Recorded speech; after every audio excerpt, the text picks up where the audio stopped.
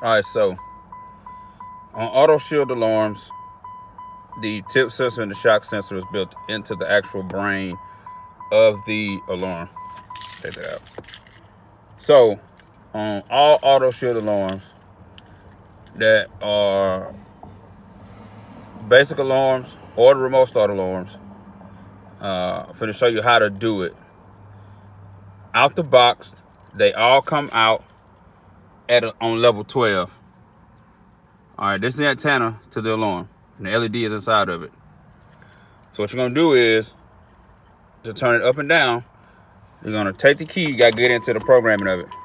You're gonna go 1, 2, 3. You're gonna take the lock and unlock button together, and you're gonna hold it until you hear the siren chirp. To turn it up, you're gonna hit the lock button. Out the box, it's on 12. I press lock, now it's on 13. I'm gonna press unlock, and it's back down to 12. I usually leave them on 12, but if you wanna make it sensitive, go all the way up to 27, and decrease it is go all the way down to 1. So I'm comfortable with it being at 12. So to lock it in, take the key, turn it forward, you'll hear that.